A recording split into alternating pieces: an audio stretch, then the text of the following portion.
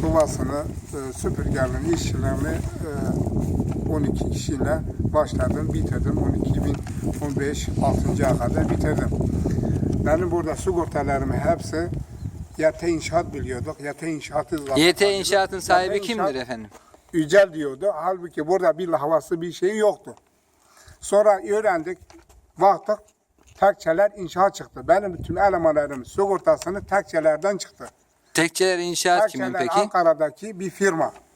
Sonra öğrendik. Milli Eğitim'e gittim. Milli Eğitim'de dedim ki böyle bir YT İnşaat var. Biz paramızı alamadık, mağduruz. Ben evimi sattım, işlerin parasını ödedim. Çeklerle bir geri geldi. Bana 12 milyar para ödediler. Geri kalan bir çek verdiler. İki tane çek. Bu çekleri değerlendirin. Biz paramızı alana kadar. Ben çekleri götürdüm, bozdurdum. Ödenmeyince çekler geri geldi. Beni rahatsız edenler oldu. Ben kaldım. Evimi sattım ya. Allah var. Evimi sattım, işçilerin parasını ödedim. Çekler hepsi benden duruyor. Çekler YT İnşaat, Tekçeler İnşaat'ın, Tekçeler İnşaat'ında bir firma yok. Sahte bir firma, laylon bir firma kurmuşlar. Daha da bu YT İnşaat devletten ihale alıyor. Bu nasıl devlet, bu nasıl idalet? Türkiye'de anlamadım. Tekçeler, Tekçeler. Bizleri tehdit ettiğine dair bizim Cumhuriyet Başsavcılığına karakola vermiş olduğumuz ifade tutanaklarında da zaten sabittir. Biz buradan Cumhurbaşkanımıza tekrar sesleniyoruz. Bizlere lütfen sahip çıksın. Bu meseleyi incelesinler. Bunun altında kim usulsüzlük yaptı? Bu kadar 17-18 tane esnafı, 500 tane işçi kim mağdur ettiyse bunun araştırmasını istiyoruz biz. Hepimiz mağduruz. Benim ismim Muhittin Berrak.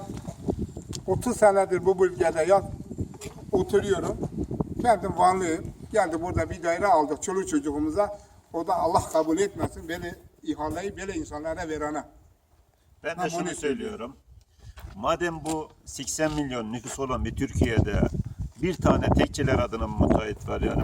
Madem bu Ankara'daki tekçeler müteahhit buraya gelip işin başında duramayacak, bu vatandaşın parasını ödeyemeyecek. Devlet bu ihaleyi neden Antalya'daki ihaleyi Ankara'ya veriyor da bu insanlar mağdur oluyor? Madem tekçeler bu işin başında duramayacaksa Manavgat'ta müteahhit mi yok? Alanya'da müteahhit mi yok? Antalya'da müteahhit mi yok?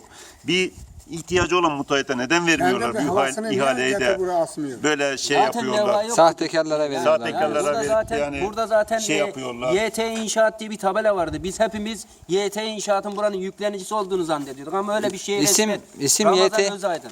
228 milyarda benim alacağım var. Ben bu parke işlerini, malzemeli parke işlerini, bir de çatı işlerini, oluk işlerini, saç işlerini yaptım.